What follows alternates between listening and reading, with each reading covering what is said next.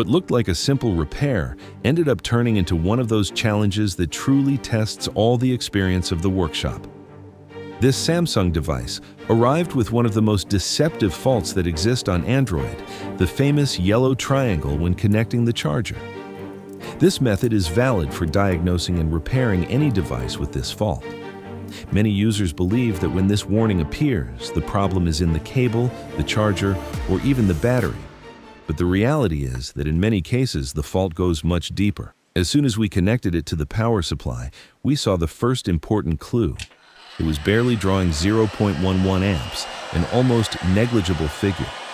In other words, it looked like it wanted to charge, but something internal was completely blocking the power input. And this is where the interesting part begins. Before even touching the motherboard, the first challenge was opening it. This Samsung model opens through the screen, and that already makes it a delicate job. To avoid risks, we applied 90 degrees Celsius with a heat gun, always spreading the temperature evenly across the entire surface. An important trick I always recommend. If during the opening process you notice the adhesive hardening again, never force it. Apply heat again. That small detail prevents a huge number of breakages. For this step, we used 0.60 millimeter guitar picks, which work wonderfully for large screens. We gradually worked our way in through the edge, placing several picks at the same time to prevent the adhesive from sticking again while we advanced. On large devices, this technique is essential. Once the panel was released, we lifted it very carefully because the flex cable can remain under a lot of tension.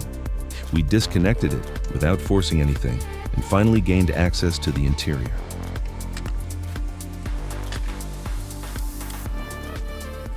And here came the next surprise. The midframe was secured with an absurd number of screws. Yes, practically 50 screws. This type of design already gives us clues about what comes next. Samsung heavily protects the structure, but it forces the technician to invest time before even starting the real diagnosis. This yellow triangle warning almost always comes from two main paths: fault or moisture in the charging module or charging connector internal motherboard issue. Since replacing the charging module on this device only takes a few minutes, my strategy is always the same. Rule out the quick fix first. If the fault is in that part, you know it in less than 2 minutes. If not, then we move on to advanced level work. So I went straight to replacing the connector. We removed it without a microscope because on this model it is fairly comfortable to work on. We used 380 degrees Celsius with 50% airflow, a bit of flux, and a lot of precision.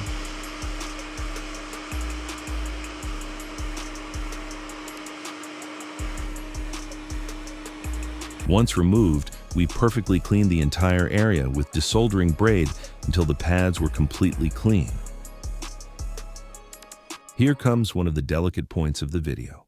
This was not a simple connector. It had a double row of pads, so the soldering area remains out of direct sight. In these cases, experience is everything because we are practically soldering by technical confidence. First, we tinned the base with solder paste, placed the new replacement perfectly aligned, and applied hot air at 330 degrees Celsius with 50% airflow, enough for it to settle without damaging the connector's plastic.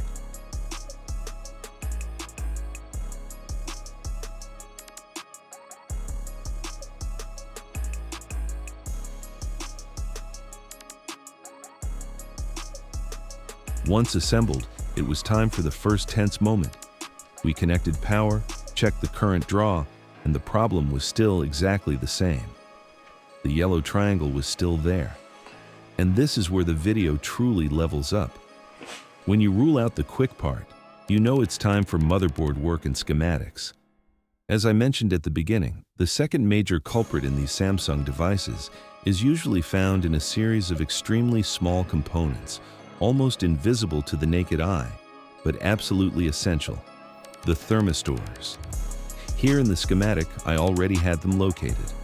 These components are responsible for measuring the temperature of the device in different critical areas. If one of them detects an abnormal value, the system interprets that there is a thermal risk, and automatically takes decisions such as cutting off charging, limiting the amperage, showing a temperature warning, preventing power on, reducing performance, blocking critical functions. That's why this fault is so misleading. The user only sees that it won't charge, but internally, the system is protecting itself. With the help of the schematic, I already had several suspicious lines located, so first I decided to show you the measurement of a healthy one, so the logic is easy to understand. At this point, you really need to understand how to diagnose and repair properly. We are talking about a level 3 repair, according to Samsung service manuals. To save you time, I'll explain it in an easy and direct way. But if you truly want to go deeper and level up as a technician, you only need to search online for Moval 1 book. There you will find a complete 330-page guide where we clearly teach you step-by-step how to repair an Android motherboard, from diagnostics to advanced micro-soldering. It is the fastest way to move from simply changing parts to truly understanding mobile electronics. In most of these Samsung devices, the normal value of these components is around 100,000 ohms, so we measured the first one, and indeed it was perfect. That gave us a real reference, but my suspicions were focused on another much more complicated point. And here comes one of those hidden tricks used by manufacturers.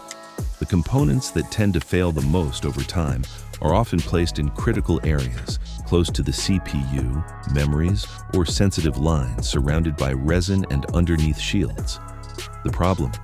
If you apply more heat than necessary, you can turn a simple repair into a several-hour nightmare. You can compromise CPU, memory, PMIC data lines, structural resin. That's why in this kind of work, speed is useless. Here you need to be extremely fine and precise. The suspicious component was right underneath this shield, the fourth from the right, in a very inaccessible area. The best solution was to cut a small part of the shield with the Dremel, only just enough to get in without compromising the rest of the motherboard.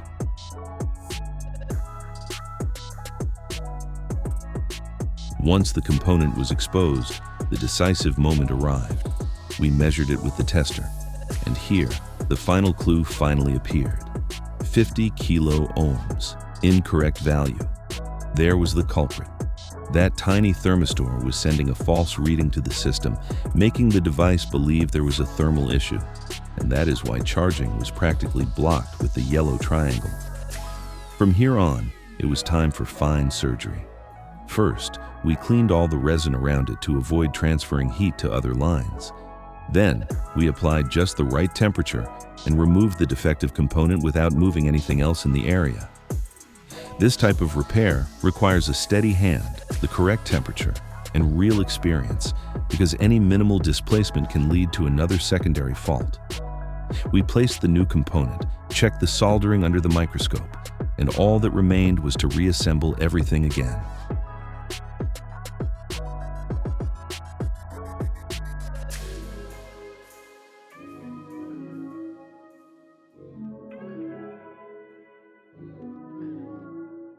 And then came the moment of truth.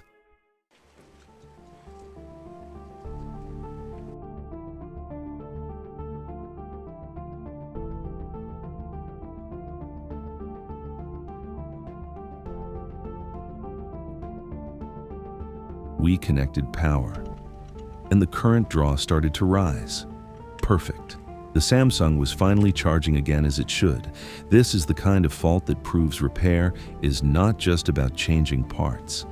Many times, the difference lies in understanding how the motherboard interprets every sensor, every line, and every electrical value. A tiny component can completely block a device worth hundreds of euros.